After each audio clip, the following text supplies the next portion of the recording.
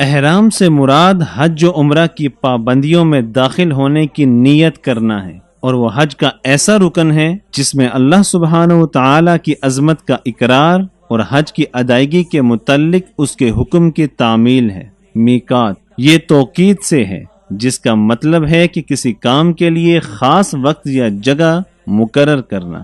جس طرح حج کی ادائیگی کے لیے ایک خاص وقت مقرر ہے جس کے علاوہ کسی اور وقت میں اس کی ادائیگی درست نہیں، اسی طرح اس کے لیے خاص جگہ بھی مقرر ہے جہاں سے گزرتے وقت حاجی کے لیے احرام میں ہونا ضروری ہے، چاہے وہ وہاں کا رہائشی ہو یا نہ ہو۔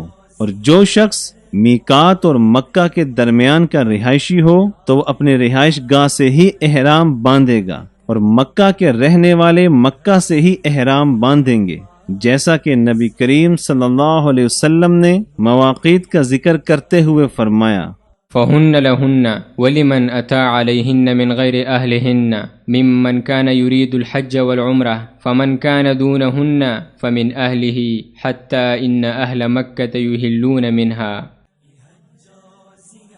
حج اور عمرہ کا ارادہ رکھنے والوں کا بغیر احرام کے میقات سے گزرنا جائز نہیں، اور جو کوئی بغیر احرام کے میقات سے گزر جائے تو اس کے لیے ضروری ہے کہ واپس لوٹ کر میقات جائے اور وہاں سے احرام باندھ کر آئے۔ اگر اس نے ایسا نہ کیا تو واجب چھوڑنے کی وجہ سے اس پر قربانی واجب ہوگی۔ اپنے میقات سے پہلے احرام باندھنا جائز تو ہے مگر مکروہ ہے۔ میقات سے ہی احرام باندھنا افضل ہے، اس لیے کہ خود آپ صلی اللہ علیہ وسلم اور آپ کے صحابہ نے میقات سے ہی احرام باندھا تھا، اور وہ ہر کام میں افضل طریقہ ہی اپناتے تھے۔ جس کے راستے میں 2 میقات آتے ہیں اس پر واجب ہے کہ پہلے میقات سے ہی احرام باندھے۔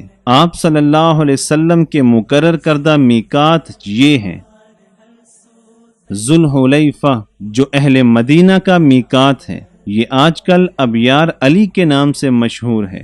جحفہ جو اہل شام، اہل مصر اور اہل مغرب کا میقات ہے، اور احرام رابغ سے شروع ہوگا۔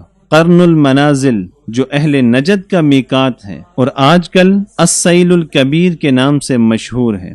یلملم جو اہل یمن اور اہل تہامہ کا میقات ہے اور آج کل السعدیہ کے نام سے مشہور ہے۔ ذات عرق جو اہل عراق اور دیگر اہل مشرق کا میقات ہے اور آج کل الضریبہ کے نام سے مشہور ہے۔